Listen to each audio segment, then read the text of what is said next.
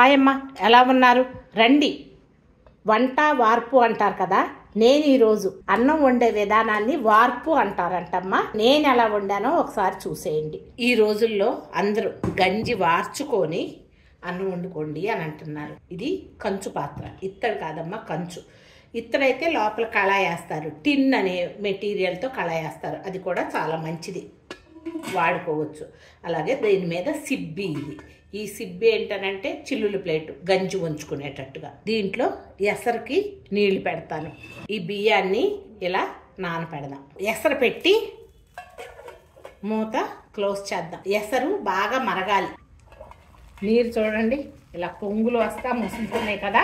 ఇలా మసులుతూ ఉన్నప్పుడే బియ్యం వేయాలంట. అప్పుడు నానపెట్టిన బియ్యం వేసేటప్పటికి విచ్చుకున్నట్టు అవుతుంది, ఉడుకుతుందంట.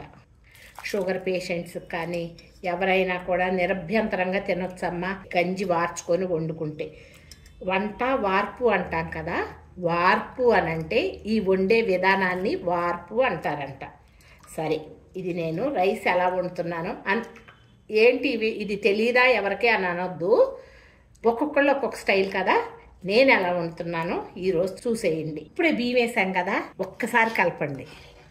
ఎందుకు కలపాలి అంటేస్తుంది ఎంతైనా కూడా. ఒకసారి చల్లటి వేసాం కదా, కింద అలా అడుగును కొన్ని ఉండిపోతాయి. అందుకని ఒకసారి ఇలా కలిపేసేయండి. పొంగొచ్చేస్తాను చూడండి. మూత తీసే పెట్టండి, నురగని తీసేయండి. అన్నం ఉడికేటప్పుడు ఇట్లా పైన వచ్చిన నురగని తీసేయండి. ఇది ఆరోగ్యానికి మంచిది కాదంటారు. పప్పులు ఏవైనా కూడా ఉడికేటప్పుడు ఇలా పైన వచ్చిన నురగని తీసేయండి అమ్మ. గ్యాస్ రాకుండా ఉంటుంది. కొంతమందికి అన్నం తిన్న గ్యాస్ వచ్చిందంటారు కదా, అది రాకుండా ఉంటుంది. అమ్మ గుణ ఒక చిట్కా చెప్తుంది, వినండి. ఇది చాలా ఉపయోగకరం. మన పెద్దాళ్ళు చేసేవాళ్ళు కూడా ఇప్పుడు కూడా కొన్ని విలేజెస్లో చేస్తున్నారు. చెప్పు కూడా. ఏం లేదు మేడం, ఇది ఉడికింది కదా, సగం ఉడికింది. ఫస్ట్ ఉడికింది కదా, ఆ ఉడికేటప్పుడు దాంట్లో పైన ఉన్న వాటర్ అంతా తీసేసి ఒక గిన్నెలో వేసి అది వేడి వేడిగా మనం డెలివరీస్ అయినాక కొంచెం అన్నం పెడతారు. ఒక పూట అన్నం పెడతారు ఊర్లలో. ఆ ఒక పూట అన్నంలో కొంచెం అన్నం తిన్నాక ఈ వాటర్ దాంట్లో కొంచెం ఉప్పేసి ఒక పిడికడ అన్నం వేసి ఇస్తారు. ఆ అన్నంతో పాటు ఆ నీరు మనం ఇట్లా చేతితోనే తాగాలి. గ్లాస్ తో గానీ లేకపోతే దాంట్లో ఎత్తుకుంటూ తాగేస్తామంటే కుదరదు. అట్లా వేడి వేడిగా తాగేస్తే పాలు పడతాయి. అదే డెలివరీ బాలింతలకి పాలు ఎక్కువ పడతాయని కంపల్సరీ అది ఇస్తారనమాట. ఒళ్ళు కూడా గట్టి పడుతుంది. రోజుకి ఒక పూట కంపల్సరీ అది మర్చిపోకుండా తీస్తారనమాట పెద్దవాళ్ళు. కంపల్సరీ మనం తాగాలి. బాలింతలకి మంచి టిప్ అమ్మ. పాలు ఎక్కువ పడాలి అనుకుంటే ఒకసారి ఉడికిందేమో చూద్దాము. ఉడికింది, ఇంత ఉడకనివ్వకూడదు. అదే కొంచెం ఉడికింది కదా. ఇప్పుడు ఎక్కువ ఉప్పు వేయొద్దమ్మా.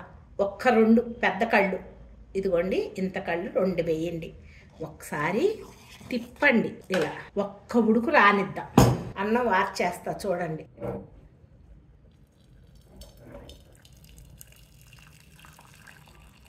గుణ దీంట్లో ఎక్స్పర్ట్ అమ్మ. రోజు గంజి వార్చుకోకుండా అన్నం తినరు, ఇలా వార్చిన అన్నమే తింటారు. మొత్తం మీరు ఉడికిన దాన్ని బట్టి ఎంత గంజి ఉంచుకోవాలన్నది డిసైడ్ చేయండి. ఏమన్నా బాగా పొలుకు మీద ఉంచుకుంటే కొంచెం నీరు ఉన్నప్పుడు పైకి తీసేయండి. లేదంటే ఈ అన్నం బాగానే ఉడికింది, అందుకని మొత్తం ఉంచేస్తాను. వంచేసింది కదా, ఇప్పుడు తీసేద్దాము. అది ఉండదు, అయిపోయింది. చూడండి, అన్నం ఇలా సర్దేసి పొయ్యి మీద పెట్టేద్దాం.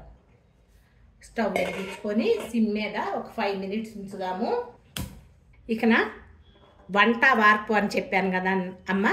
అన్నం వార్పు విధానం. ఇందాక ఉప్పేసాం, మనం గంజి వంచేసాం. అలాగే ఈ టైంలో 1 స్పూన్ మాత్రమే నూనె కానీ నెయ్యి కానీ ఆమదం కానీ నువ్వుల నూనె కానీ ఇలా వేసుకోవాలి. దీన్నే వార్పు అంటారు. నాకు చాలా కొంచెం తెలుసు, నాకు తెలిసిన విధానం మీకు చెప్తున్నాను. ఏమైనా తప్పు మాట్లాడుంటే మీరు సరిచేయండి, ఈసారి నేను సరి చూసుకుంటా. ఇట్లా వేసుకోండి. 5 minutes ఉన్న తర్వాత పళ్ళెంలో వడ్డించి చూపిస్తా. కొత్త మామిడికాయ పచ్చడి కొంచెం వేసుకుందాము.